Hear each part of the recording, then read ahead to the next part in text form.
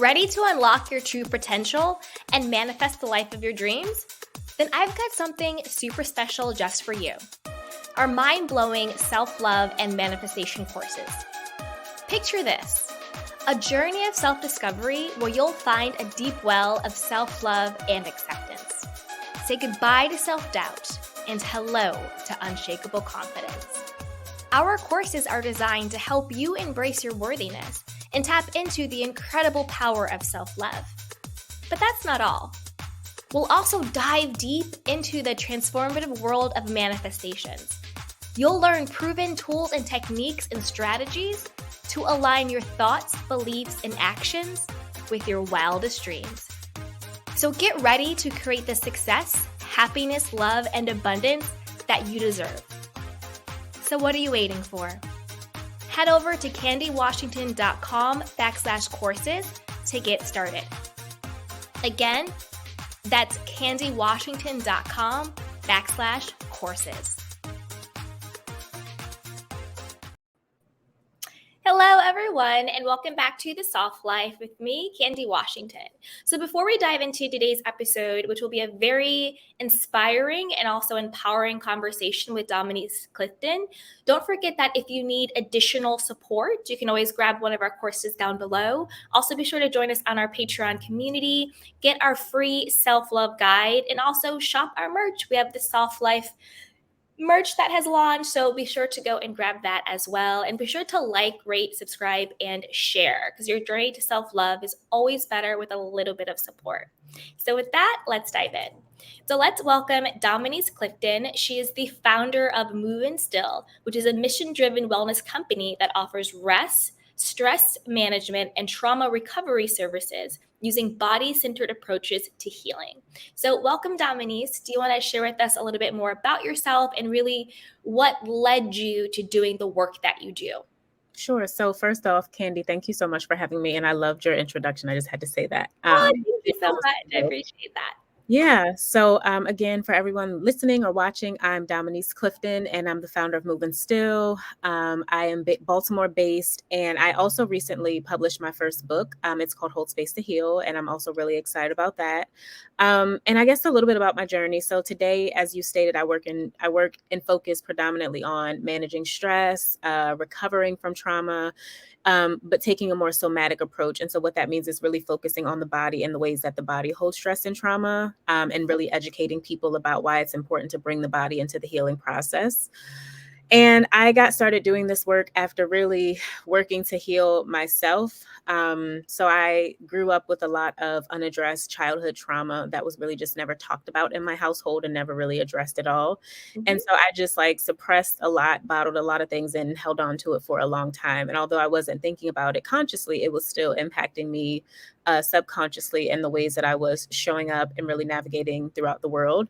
And when I got pregnant with my first daughter, which was back in 2016, I started feeling called to meditate and to be still, to really go inward. And I've been on the journey. The journey has definitely gone deeper since 2020, but I've been on the journey for about 7 years. And I started doing this work really after seeing the transformation that came about in my own life and wanting to really share this with other folks. But the focus specifically on stress and trauma came as a result of my work as a wellness coach. So I used to be a nutrition and wellness coach, and I used to support women who wanted to lose weight, manage weight, live healthier. And they were working to balance their health, and they're prioritizing themselves in the midst of being moms and wives or partners, careers, school, all of these things. So they were busy. They had a lot going on. Mm-hmm. And this was also in the midst of the pandemic. So life was crazy, for all of us. And everyone was stressed, overwhelmed, dealing with burnout, lots of anxiety. And none of my clients knew how to manage it. And I, as a coach at that time, didn't know what to do to support them. And so I started doing research to better understand stress and burnout, to help, empower my clients, because the way that the body responds, stress levels, cortisol levels are directly correlated to weight loss. And if you're stressed, your body's not going to lose weight the way that you want it to. And so for me, it wasn't just about giving my clients a meal plan and saying, hey, go do these exercises and eat this healthy food. It was also hey, we got to turn off the fire, or, put out the fire that's going on in your body right now with your stress levels. And I'll wrap up by saying that the more research that I did about stress and trauma and just understanding it, the more I realized that everything that we see in our society, from, violence, crime, addiction, substance use and abuse, all of those things are related to stress and trauma, our levels of disease and dis-ease and illness. And so I think the more that I learned about stress and trauma and just the ways that it manifests in all of us differently, I really wanted to scream from the mountaintops and like tell everyone, hey, y'all, we got a problem. Like, we need to do something about our stress levels. And so that is literally what made me pivot and, take a different direction and start moving still. Absolutely. That's great. I have so many questions that came up. So you writing, I appreciate that. Yeah. So my first question is, for those of us who may be listening or watching who don't know what somatic exercise or somatic healing or the somatic approach is, can you explain what that is for us? Yes. So I usually interchange the word somatic with body-centered approaches. Okay. And that's literally what it is. So soma is a Greek word for body, like literally somatic. The word soma it means body. And what it means is, a lot of times, especially in our society, when we think about healing and recovery, we oftentimes think about something like talk therapy. And especially as millennials, I'm looking at you and like assuming that's where you fall. I'm in that bucket. Or maybe it's, Gen Z, the generation under, but we're into therapy. Like, we are doing it, we're talking our problems out, which is better than a lot of the older generations, because they just kind of like, bottle things down and didn't really talk about things much. So we're talking about things, we're working through, we're processing things. But a lot of us don't realize that stress and trauma are stored in the body. And so talk therapy alone is not enough. So if you have a therapist, that's great. I have a therapist. There's, my family members have therapists. However, you have to do things to help your body release that stress and trauma in addition to that processing, which is really what therapy helps you to do. Because just like understanding the things that you are living through or live through, it doesn't help your body to release the stress and trauma. And so somatic practices or modalities like meditation and breath work, yoga, like these are just some examples of somatic practices, things that you can do to really heal the body as you're also working on healing the mind. And the reason for that, the last thing I'll say, is that the mind and body are connected. And so if we just focus on the mind, we're leaving like this whole half of the equation out. Exactly. Yeah. It's like the body keeps the score. That's like what's coming up for me, because your Mhm. body will naturally will have its own natural responses. Sometimes that's like insomnia, you can't sleep, or you sleep too much, or you get, headaches or ulcers or migraines, or just you grind your teeth at night. Like, your body is trying to release that stress and that tension in any way that it can. That's how like depression or anxiety or trauma will manifest differently within the body. And I agree with you, like you said, it's like a really holistic approach to healing. Talk therapy, you can heal the mind, you can do emotional therapy, maybe it's art therapy, but then also doing that body therapy as well. And a lot of people do that through like you said, like the breath work and the meditation and the yoga, and even like Pilates can like pour into that. But some people do it through like other exercises. They're like, like going for a run or going to the gym, and they're getting that stress out and they're healing that way. But I think it's really great what you're doing, because you're doing it in such an intentional way. It's like I'm connecting my mind and my body in an intentional way to heal the trauma, to release the stress. Yeah. And then I love what you're talking about, how when you have that stress and trauma in your body, it's hard to like lose weight or to transform yourself, because that stress is in there. And I talk about this a lot, because usually when people approach like losing weight or transforming themselves, it's from a negative place. It's that negative self-talk. It's like, well, I hate my body, so I want to lose weight. And how stressful is that? And usually that's a trauma response or a conditioning response or societal response, right? That I hate my body because it doesn't look this particular way. And so you're putting that added stress on your body, but you really should shift the mindset, because like you said, the body and the mind are connected. And the mindset isn't, I hate myself, therefore I want to, lose weight. It's no, I love myself, therefore I want to take care of myself. And a natural byproduct of taking care of yourself is your body tends to lose excess weight. It gets de-stressed. It becomes the highest version of what it is supposed to be. So when you come from a place of loving yourself or healing yourself, your body and your mind will naturally become its highest version. But like you said, when you come from a place of stress or from self-hate, it's not going to work. Yeah. Yeah.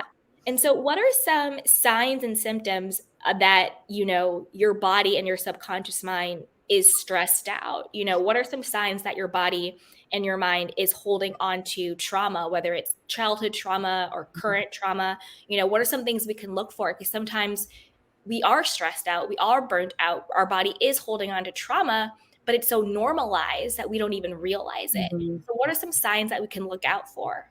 Yeah. So, the first thing I want to say is that we all respond to stress differently. And so, obviously, Mhm. like the things that I'm sure are not going to be an all inclusive list. But whenever I do workshops, I ask people that question for themselves because we might not be able to fully understand like what it looks like for us to rid our bodies of the things that we're holding on to in a way that we get rid of them. But everyone is able to, I won't say everyone, because a lot of times for folks that have experienced like a lot of trauma, they can be disconnected from their bodies. But a lot of us have the ability to like pause, tune into how we feel, and really name these things for ourselves. The challenge is that we don't typically do that because we're moving so fast, we're so busy that we just kind of like push things off and like muscle through, and we'll get to it later.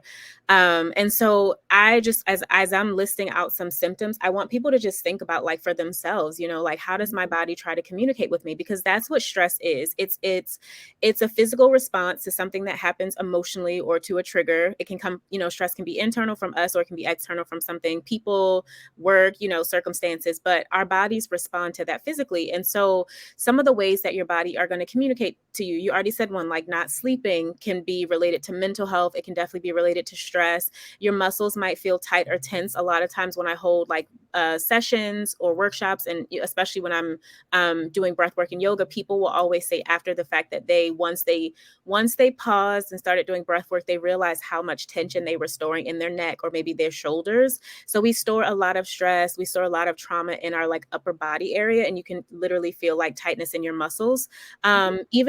Even something like a sore back. So like our root chakra is at the base of our spine, right where the bottom half of our body meets the top part at that base of the spine. And back problems can also be associated with stress levels. And so if you've had a sore back and you're maybe just putting on a heating pad and kind of trying to like fix the symptom of it, that can be related to stored stress and trauma. The hips, tight hips, hip pain, right there in that hip flexor muscle, that can be an indication specifically of like trauma or just dealing with a lot of heavy emotions. Irritability. So our mood is a big one for me. Like I can always tell how I'm feeling based on my mood. If I'm feeling stressed and overwhelmed, my level of patience decreases, my level of just being able to tolerate people, right, Yeah. decreases. I'm a mom, and so I'm responding in ways that I don't feel good about when I'm stressed. And so your mood is also an indicator. Overeating, undereating, turning to substances. So whether that's food, whether that's, however you cope, all the unhealthy ways that we typically cope. Some people might overshop, some people might turn to drinking or smoking, and like all of these things. And there's nothing wrong with those things, but when you're doing it to suppress emotions, that's when it becomes a problem. And so for me as a coach, it was like, well, can we look at the reasons that you're emotionally eating? Because what you're doing is trying to feed these emotions. So like, what are the emotions that are coming up for you right now?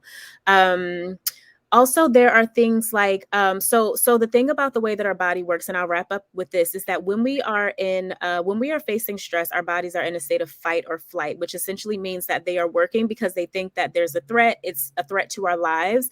And so our body is trying to work to figure out like how to keep us alive, right, and get us away from this threat. The reality is that in our modern day society, we're being triggered by stress and trauma, or stress particularly, every single day, from children, partners, parents, colleagues and coworkers, traffic, finances. Like there's just so many things. And so our bodies are constantly responding to these things like back to back to back.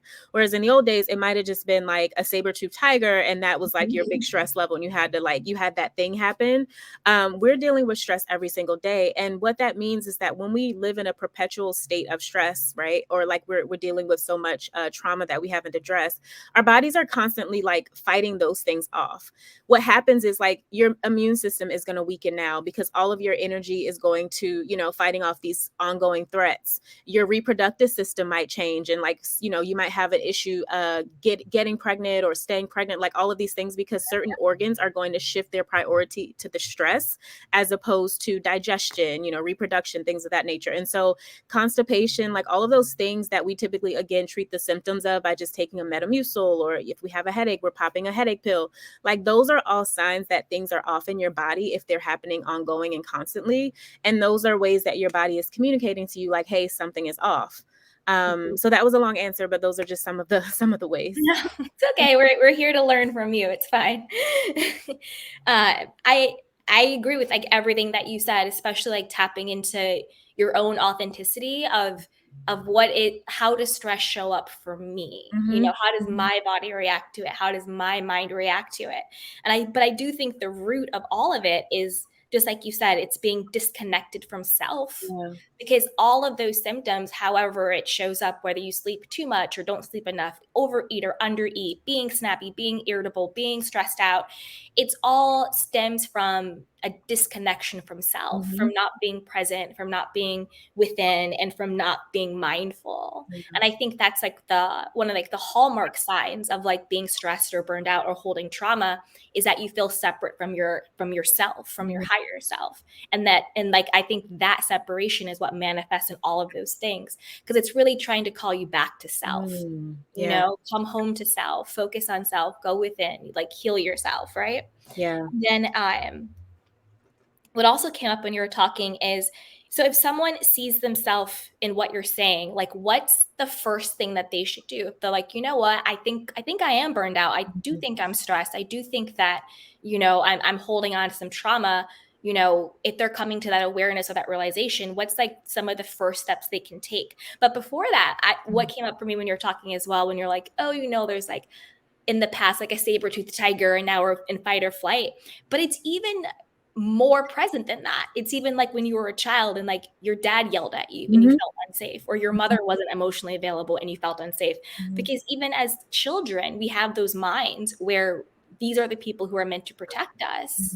And it literally is, as children, life or death. That's why it's called that's why we have the term like survival mode. So it's not even just like the saber-toothed tiger. It's like when I was little and I felt that my mother wasn't available or my father wasn't available, or the people that were supposed to love and protect me weren't there to love and protect me. In my mind, I felt unsafe. I felt in danger.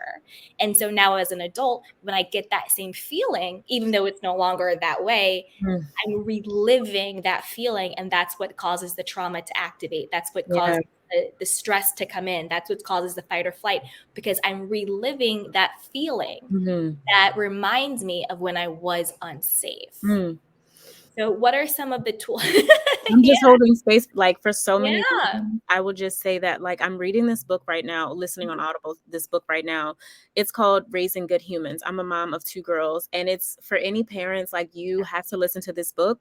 And it's such a good book because it talks about literally what you were just saying, like how as parents, we like everything that happens, whether it's something physical or like the way that our emotions show up, they are there to like show us where we need to work on, like what we need to work on, right? Like they are communicating to us, this is still something that's unresolved that you need to handle. And so a lot of times, like we are responding to this present day thing, but we're being triggered by, like you said, something that happened in the past. And like, this is the way that our bodies have learned to respond to this. It doesn't necessarily feel good, but it's like, when this happened in the past, like I did not feel safe or in control. And so anytime I feel triggered in that way, even if it's not my parents, like I'm now the parent, my children are triggering me, but I'm still responding in a way that I want to like fight or flee or whatever these things are. And it was just really eye-opening for me because it talks about how like literally as adults, and I was like, wow, I've never looked at it this way, but how we throw adult temper tantrums, like, and we look at our kids and we're going off on them and we're yelling and we're like trying to exert this power, but it's literally I'm 35. It's a 35-year-old temper tantrum, right? And so it's coming up from like unresolved stuff that they are triggering that I've just not dealt with since I was a child. And now like they are the threat. And so I just appreciate you for saying that, because that book, as I'm listening, it's been shifting my focus on so many things. But what you said is true. Like it might be, your mind might be connecting something that's happening today to something that happened years ago. And if you don't honor that and like work through that, you'll just keep showing up in ways that don't feel good to you. Because we know like when we are doing things that don't feel in alignment with how we want to show up. But it takes work to like go and excavate and like dig those things up and allow yourself to feel and then release those emotions. 100%. And what came up for me when you were talking was, again, it's that mind-body connection, right? Because our body doesn't have words. Our body has feelings, right? So when you feel that same feeling of I'm not safe. I'm being criticized. I'm going to be left. I'm going to be abandoned. This person is disrespecting me. When you get that same feeling in your body, that's when you get that trauma response. That's when you get that trigger. That's when you get that stress, and you come out with it, because that's how your body communicates, is through feeling. But the way that we can, shift and heal that is through our mind, because our mind is what we have our thoughts, and that's what we have the power. So we can say, okay, you know what? I feel really unsafe in this situation, but I can tell myself, you know what, Candy, you're safe. It is safe. There is no threat. You can breathe through this. You have your tools. You can talk this out. You can go for a walk. You can do the somatic body centered stuff. You can, take a nap. You can do whatever. You can now soothe yourself through the feeling, because, like I said, your body doesn't have words. Your body has feelings.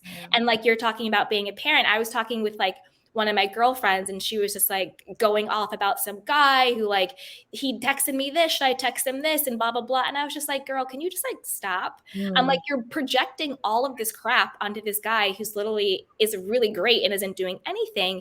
It's just, you feel like if he doesn't text you back in this arbitrary time, that he's going to leave you. And that's rooted in you feeling that you aren't good enough. And you got that, mindset or belief as a child. Something in your childhood made you believe that you weren't good enough. So now you're an adult in a relationship, and because this guy doesn't text you back in 20 minutes, now you think that he's going to leave you because you haven't healed your abandonment wound. All it really means is he just hasn't texted you back yet in 20 minutes. But like spiraling, like, do you think he is dating somebody else? Do you think there's another girl? Do you think he lost interest? I'm like, oh my God, can you calm down? I love that you shared that, because I think that our closest relationships are oftentimes indicators of where we need to work. And like you said, like going to like kind of, you have to dig up, like you got to dig up those emotions and get to, like you said, what are the triggers? Like what is the emotion or like the memory that is associated with the certain feeling and is causing me to feel this way? And so I think that as challenging as it is to have a partner or to be in a committed relationship or, to have children, like it's such a blessing also, because it's such it reveals to us like this still needs love and attention and healing. And it takes courage though to sit in your shit. I hope I can say that here. Yeah, you can. It takes courage. Like a lot of times it's easy to, and we see this a lot, I think, in relationships. So to tie up what you just said, we'll have an issue with someone, right? Like a person, and we're showing up a certain way and they're responding to that certain way. And then we go on to a new partner when that doesn't work. And then it's the same type of pattern. And then it's like, what is the common denominator here? Like you are the common denominator, right? Like you have issues that are unresolved, and it's not going to another person that's going to fix it. It's you really sitting with your stuff and like letting yourself work through it. That's going to resolve it. And then, right, like when you get into another relationship, it'll be different because you've worked on your issues. But a lot of times we don't do that. Like we distract ourselves and just go on to the next thing, because it's hard. Like healing, it is hard. It's the hardest things I've ever signed up for. And sometimes I joke and say, had I had a perspective back then of what I'd have to go through, I might have not said yes to the calling, because it's hard. It's very hard. Exactly. And it's so much easier to blame external. It's my kids are acting up. It's my crappy boyfriend. It's my evil boss. It's always easier to blame other people than to look in the mirror and say, you know what, wherever I go, there I am. Because you're showing up as yourself in every single situation. So if you're getting the same result, it's because that's what you're putting in, and really looking at yourself and taking true accountability for, well, how am I actually showing up for myself, for other people in this world? Like you said, it's really tough, but once you get past that hump, it is the most freeing and empowering thing in the world, because then you can say, actually, if I'm actually accountable for how my relationships go, for how things turn out for me, that's not to me to blame myself or to criticize or to judge myself, but that is for me to say, I have the power to determine my life. Am I going to do the work? Am I going to heal? Am I going to show up differently? Am I going to address my triggers? Am I going to work through my trauma, instead of blaming everybody else for it? Mm-hmm. That was actually what happened to me. So so right out of college, I went to New York and I was working, and I was like, oh my gosh, I don't want to do corporate America. Like, this just like isn't it for me. And I was like promoted, but I was like, writing and podcasting and doing all my creative stuff on the side. And I was like, all right, you know what? I need to make a choice. Am I going to continue this path or this other path? And I was like, I'm going to quit my job. I'm going to do content creation. And I moved to LA. But then when I moved to LA, I was still burned out. I was still having trouble, speaking up for myself, for being confident, for asking for rates, for having boundaries with people. And then I was like, well, it's not the environment that I'm in. I went from corporate to working for myself. It's me. Because I showed up as myself in corporate America, and now I'm showing up as myself working for myself. So the same exact problems came up because the environment changed, I didn't change. Yeah. And so until I learned to heal my own codependency, why do you people please? Why can't you not say no? Why don't you have boundaries? Why do you always say yes to people?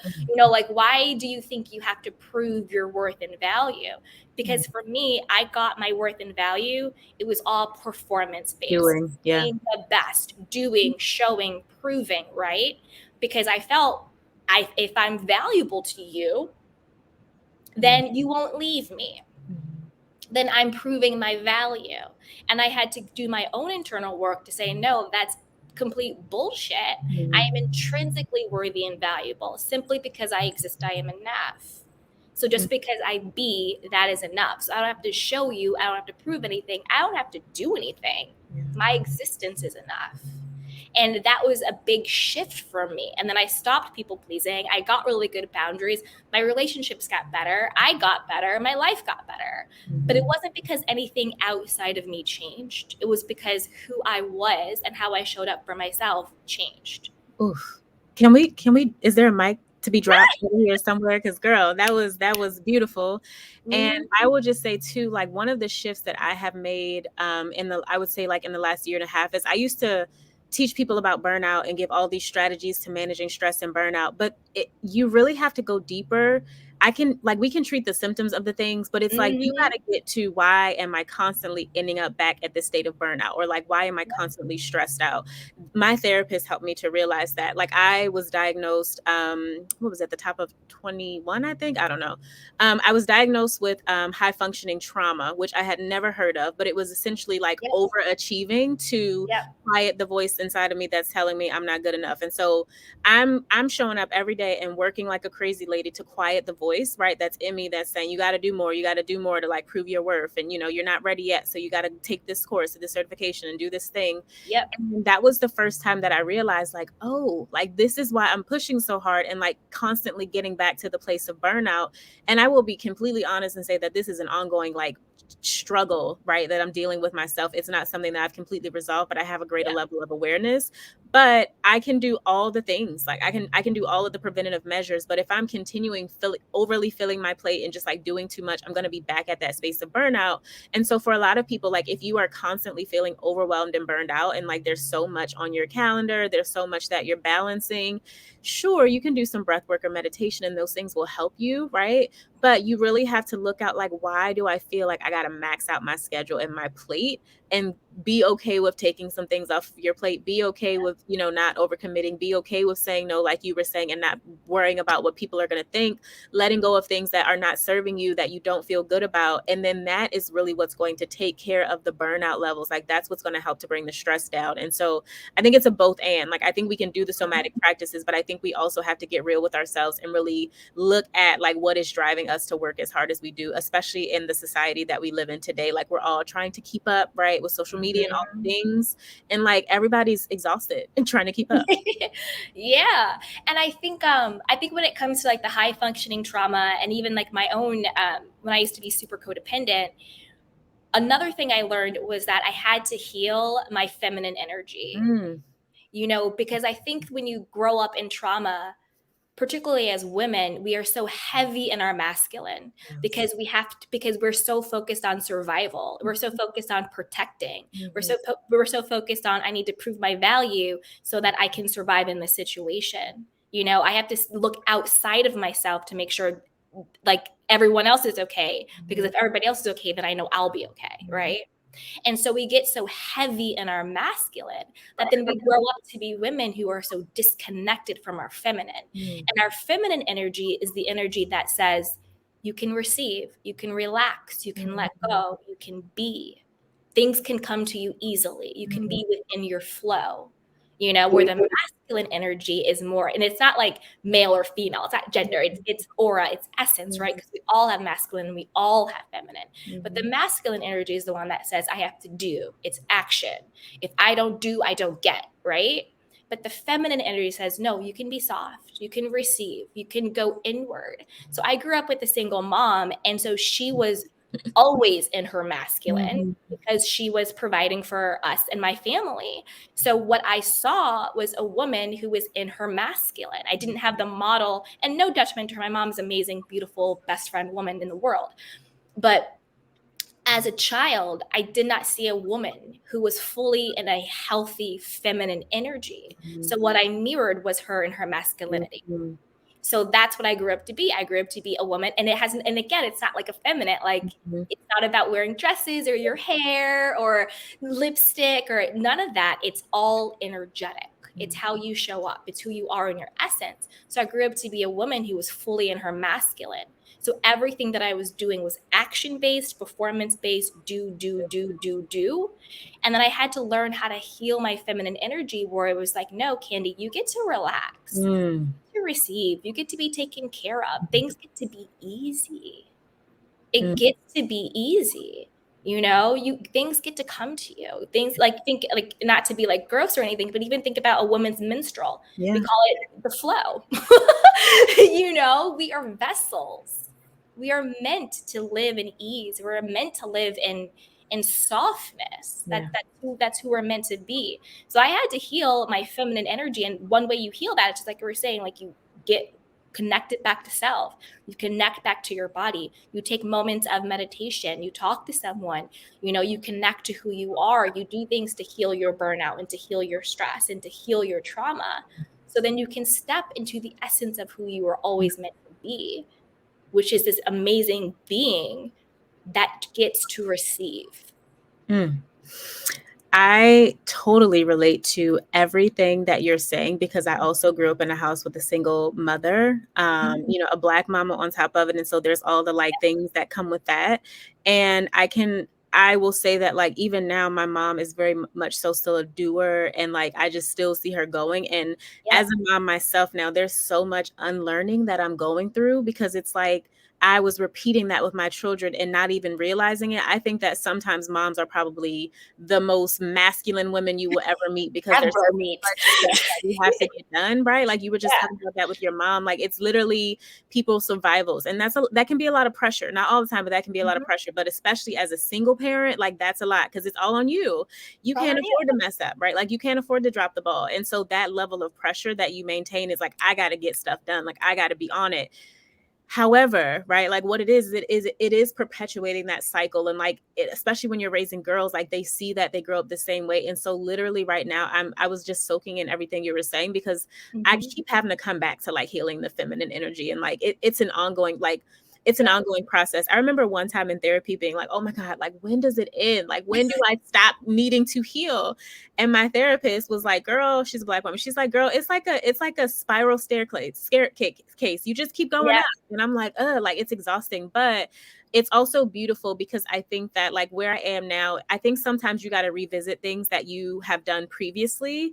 You might have worked on something before and you find yourself back at that thing, but it's a deeper layer of it. We're constantly digging and excavating and finding new versions of, or not finding new, finding different versions of ourselves, pieces of ourselves that need to be mended. And so I'm literally back now, working on the feminine energy, because again, I was realizing the ways that I was constantly in go mode and how to do things, and how that was impacting my girls. And so I totally agree with everything that you were just saying. And it's a lot, when it comes to healing, it's a lot that you have to do to really repair that energy.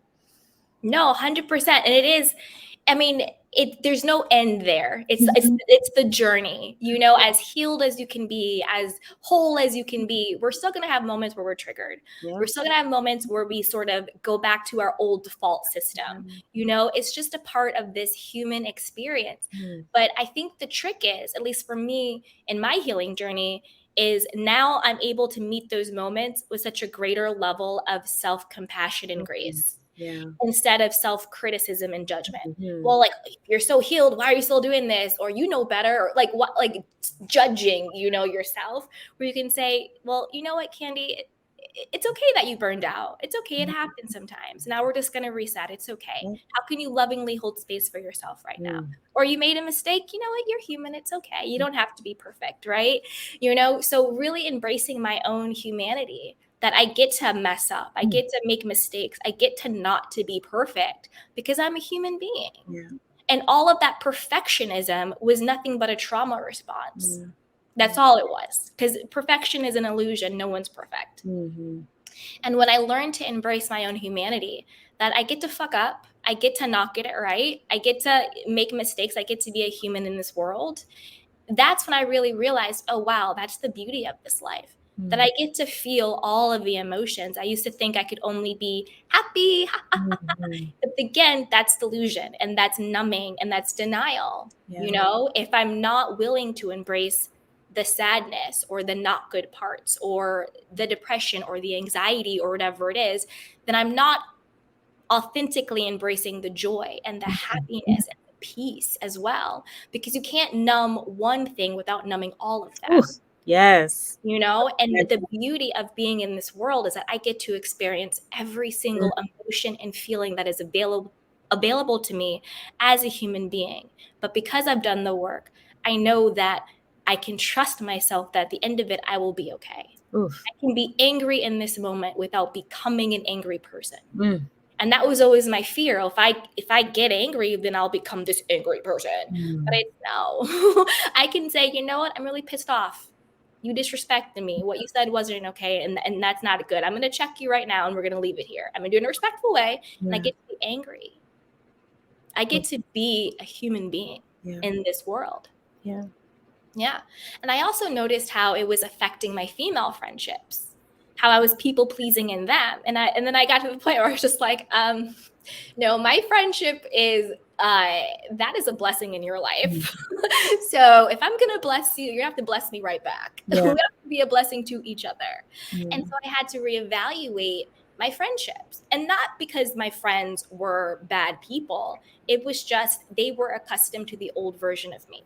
Mm. And sometimes when you reintroduce yourself, who Yeah. is now loving, who is now self compassionate, who is now no longer people pleasing, who is being her authentic self, sometimes that doesn't work for people. Because Mhm. you're disturbing what they got from you. Mhm. And I think it's not talked about enough in your healing journey that you're going to lose people. You'll lose family, you'll lose friends, you'll lose boyfriends and girlfriends, sometimes husbands and wives.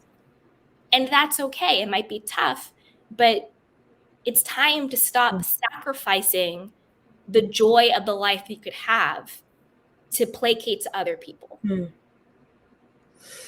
This conversation is so timely. I say that all the time. I say all the time, like, you have to be willing to lose something to go on, some things, like multiple Yeah. things to go on the journey. And that has, I will say, been one of the hardest parts for me, is the amount of loss that has come with elevating. Like, it has not been easy. And I've, at this point, I will speak openly and say, like, not as just a result of my healing journey, but I am right now in the middle of a separation from my partner. Like, Mhm. because, we've just changed. Like, like, we've changed, I've changed, like, we've grown differently. And it's hard, right, to sit with and to be in that. But it's also, like you said, just a part of the human experience of recognizing that, like, everyone is on their own journeys, and, like, everyone is not going to be going at the pace that you're going, or, like, you're in your own lane. But Mhm. it's hard. It is hard when you lose people, whether it's, a loved one or a friend, like when you lose people that you care about. But you're right. People get used to knowing you for a certain version of yourself, and they cannot always handle, right. Like, I think of it as letting your light shine. Like, people can't always handle that, like, brighter version of yourself, because they've only known you as the trauma version, or the victim version, or, the version that doesn't take up space. And so when you do step into your authenticity, Oh, yeah. everyone ain't gonna be able to handle it, and everybody ain't gonna be able to go with you on the journey. And so for people that are in the midst of that, I will say that, it can be hard because then it starts to feel like you're alone in the journey, right? And it doesn't always feel worth it when you start to lose people. But just know, like, for anyone listening who has experienced that, or maybe like in the midst of experiencing that like you are not alone. Like, there are a lot of us that are saying yes to the remembering process and the releasing process. And in the midst of that, like, sometimes you do have to release people, and, people that you care about deeply. 100%. Like, I don't even like to say lost friends. I like to say I lovingly let go of people that no longer served me, because and a part of my healing journey was I became self-centric. Yeah. I was no longer in service of, I was Mm. in service of myself. And it Mhm. wasn't in a narcissistic or selfish way. It was none of that. It was literally in, this is the one life that God has given me. And the best way for me to show appreciation to it is to take care of it. Yeah. So I need to learn how to take care of myself first, the best, and the most. And one of my mantras is, my well-being is my first and best priority. My own well-being. And I think I did an episode on this a couple weeks ago, and I got a lot of DMs about it. They're like, "Oh, it was such a good episode," on the toxic lie about self-care. And to me, the toxic lie about self-care is that I'm taking care of myself in order to be a better version so I can serve others. I got to take care of me so I can take care of the kids. I got to take care of me so I can take care of this man. I got to take care of me so I can take care of my coworkers and boss. No, you take care of you for you. Like, it's still that lie and that myth that the only reason why we get to take care of ourselves is if it is in service of somebody else. But my life is an end. It is not a means.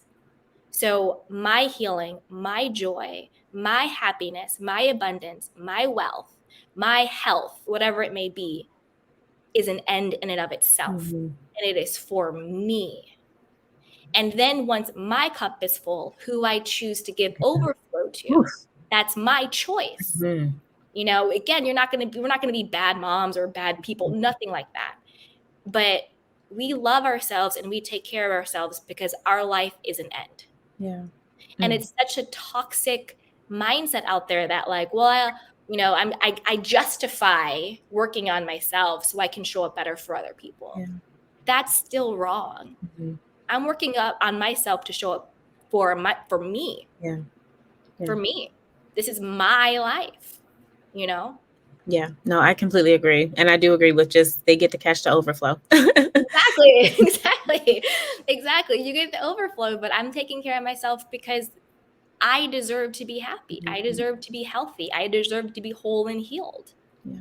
And then from there, I also deserve to be loved and to be respected and to be seen and to be validated and all of those things. I'm not put on this earth just to take care of other people.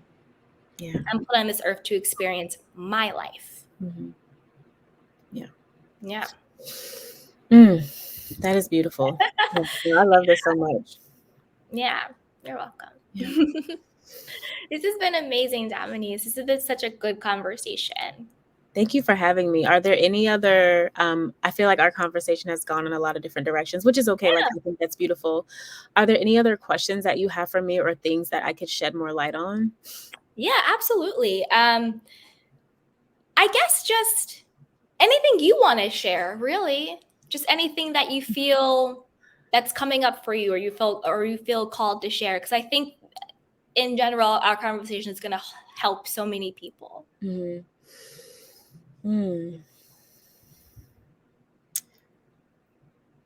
I think that one of the greatest things, and you touched on this earlier, one of the greatest things that I'm learning right now, and that many of us, we did not get taught this as children. Like, a lot of times we just don't learn this, is the importance of being able to emotionally regulate and being emotionally independent. Yeah. I'm going through this like Audible thing, although I'm a visual learner, so I have to like really listen because I need to usually see the things, but I've been like really on Audible lately, and I was listening to this book that was just talking about God, I just lost my train of thought. So Self-regulating our own We emotions. have to learn to emotionally regulate. Yes, thank you so much. And a lot of times you were talking about codependency. Like I didn't even realize this for myself, but a lot of times like we get lost in someone else saving us or taking care of us or like being that person to hold space for us. Like we seek things externally to fill us up internally, and I did that for a long time in relationships, my most recent relationships, and that puts a lot of pressure on your partner or other people, even if it's not something, especially a partner, I would say, like that person that's closest to you, that can be a lot of pressure on them to like Mhm. hold space for you and hold you up in that way. And so I've been learning about like the importance of being emotionally independent versus dependent on someone else, and like what does it look like for me to hold space for myself when I need that. And not that you always got to like be on the journey by yourself, but you should know how to resource yourself. Like you shouldn't always need your therapist or your friend or your mom or your dad, like whomever your person or go-to people are. Like we all have that like group of people where if I'm having a bad day, I know I can call X. It's like it's great to have that. Like we all can use that support. That is a part of the human experience, but you also have to know what it means to tap into your own reserve. And that is something over the last couple of years that I've really had to learn for myself, in those moments where I want to like pick up the phone and have someone Mhm. else like tell me what I need to do or tell me the thing I want to hear. I'm like, let me just sit and like breathe, or like let me just sit and meditate and like calm myself down. Like that's where that mind body connection becomes so important. And I'm also learning the importance of emotional independence is one, and the importance of emotionally regulating. You talked earlier about how like there are feelings, right, that we oftentimes are conditioned to believe are bad. And so we don't want to feel sad or angry or, any of those emotions because they get put into a bad box.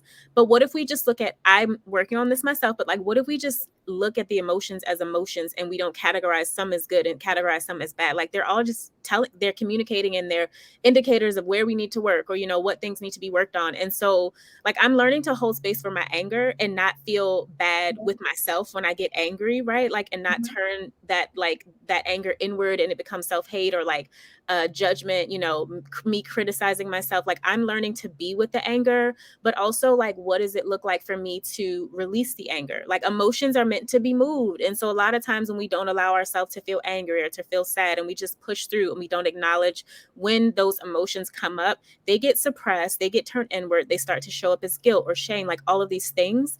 And Yes. it's like, but what would it look like if you just literally allowed yourself to hold space, right? Like to literally hold space for those emotions and just give yourself a minute to regulate, like give yourself a minute to come down from that. I think a lot of times we also think that we have to hold on to a lot of energy. And this is something that I'm working with my 6-year-old on. If you start your day like having a shitty day, and then it goes into your work day or your school day, and like you just think, Yeah. oh, this is a bad day, like I got to just be mad at everybody all day and like ruining everyone else's day. It's like, no, you get to let that go. Like you don't have to hold on to those emotions, but we have to have tools and resources. And I think that's where having the importance of like the somatic practices, or the things that you can turn to that are going to calm those triggers down. Knowing that for yourself is so important. Like that's probably my biggest takeaway. You have to know what the triggers are, like what things make you angry, what things are going to set you off, and then you got to have one or two things in the moment that you can go to turn those emotions down and Mhm. to regulate your emotions. And I think like for me, those two things have probably been like two of the hardest things that I've had to like learn and work on as an adult, because like my mom did not teach me how to do that as a child, right? Like she's Yeah. still working on that herself, and a lot of us, we don't get taught that. And so as adults, like now, especially if you're a parent, you got to hold space for your kids' emotions, and then you got to hold space for your own emotions, or if you're a partner, you got to hold space for theirs, and you got to hold space Mhm. for your own. And it's like we got to, like we have to learn what works for us, and you can't just like push through and keep going. Like you got to feel and then let it go, and you don't have to hold on to all of that. Exactly. Like I used to just sort of like push it away. Like if I was angry, or if I was like, like say something happened, not even like big anger, just like irritated or like Mhm. frustrated about something, I would be like, oh, I released this. It's done. I released it. But I really hadn't. I Yeah, was more like trying to like deny it to get it out because I didn't want to feel it. And so I started just like, whenever I would feel something, I would just sort of get really quiet, and I would just put like a hand over my heart, and I would just breathe in, and I would be like, you know what? That really pissed me off. Mm, And that's okay. I feel really angry right now, and that's mm, okay. You know what? That really frustrated with me, and that's okay. mm, It's okay. It's all okay. It's all okay. And then just sit with it, and then it'll start to like lift. Yep. It'll start to feel different because all of our feelings and all of our emotions, it's just energy. Energy. Yep. And energy cannot be created and it cannot be destroyed. So Yep. just wishing it away won't work, but you can transmute it. You can Mhm. transmute the energy into something else. So Mhm. this energy that I had of being pissed off and angry and frustrated, well, I hold the space for it. And now it sort of dissolves and it sort of transmutes. You know, Mhm. think of like an ice cube. Say like an ice cube represents like the anger. If you hold on to that ice cube long enough in love of just like, hey, you know what? This ice is really, really cold and that's okay. It's really, really cold. In enough time, it's going to become water. Yeah. Yeah. It's going to transmute to water. Yeah. And that's what happens to our emotions when you hold it in a loving space. But when you don't, it's still there because it's like you talked about temper tantrums. It's like a little temper tantrum. It's like, I want you to pay attention to me. It's like your little kid. Pay attention to me. Pay attention to me. And until you actually pay attention to it and you see it, it's going to show up some other way. It's going to show up as popping off at your boss, or road rage, or overeating at lunch, or sleeping in, or drinking too much, or having sex with a person you shouldn't be having sex with, or whatever the case may be. It's going to show up some way until you actually look at it head on and say, I see you, I hear you, and it is okay. Yeah. I love that. That is what I want to leave everyone with. And I'm leaving that from a place of like, this is what I'm working on. Like, let's just do this all together. Yeah. And that's the thing. We're in it all together. Like, welcome to the soft life. Like, Right. we just come and we just talk and we hang out and we just put it all out there. Because the thing is, when you just show up with the fullness of your humanity, it takes away any shame. It takes away any embarrassment. It takes the pressure away of like having to have it all figured out or to be perfect. No, we just come and we talk and we share and we kiki. No, I totally agree. And I think there's also something beautiful in having that community because it makes you realize that you're not alone. Like oftentimes when we're going through things, whatever we're going through, like it can be so easy for your brain to convince you there's something wrong with you or like something's off, you know, and then you're like feeling bad and no one else is dealing with this. No one else is, you know, will understand. And there's so much shame, which is how I existed for so long. And just like you said, it's like once you talk about it, whether it's in community or with your therapist or whomever, like once you let that energy out, it frees you. Like it's so freeing to talk about it and to tell your story and to recognize like I don't have to stay stuck in this forever. But that takes courage. And that is often like extremely, extremely hard. Yes. Oh, well, thank you so much, Dominiece. This has been beautiful. My cup is full, and so my overflow is for all of you. So everything will be linked down below in the show notes in the description box. But do you want to tell us where can we connect with you and about your book? Yeah. So my book, again, is called Hold Space to Heal. There are 7 somatic approaches that I give you all. So we've talked about a few of those today that are helpful for regulating the emotions and releasing stress and trauma. And so it's an overview of like a lot of what we've talked about today. Obviously, it goes a little bit deeper, but it really is about recognizing that we have the power to heal ourselves, right? Like oftentimes we want other people to do that for us. And that's what the book is. It's a resource for you to hold space for healing yourself. And so that's on Amazon. And outside of that, I am on Instagram, but I'm taking a break from Insta right now. But I do have an Instagram page, but Dominiece R. Clifton on Instagram and LinkedIn. Those are, I would say, probably the other 2 places where I can be found. Perfect. Thank you so much, Dominiece. And for everyone watching and listening, remember, if you need additional support, go ahead and grab one of our courses down below on self-love, manifestation, and lifestyle design. Also grab our free self-love guide. Shop the Soft Life collection, you guys. It's super cute. I designed it myself. So be sure to stop by and also rate, subscribe, and share. It really helps to grow the channel and grow the podcast and create a bigger community. And always feel free to reach out if you need additional support. Ready to unlock your true potential and manifest the life of your dreams? Then I've got something super special just for you. Our mind-blowing self-love and manifestation courses. Picture this, a journey of self-discovery where you'll find a deep well of self-love and acceptance. Say goodbye to self-doubt and hello to unshakable confidence.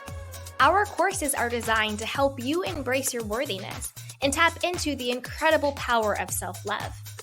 But that's not all. We'll also dive deep into the transformative world of manifestations. You'll learn proven tools and techniques and strategies to align your thoughts, beliefs, and actions with your wildest dreams. So get ready to create the success, happiness, love, and abundance that you deserve. So what are you waiting for? Head over to candywashington.com/courses to get started. Again, that's candywashington.com/courses.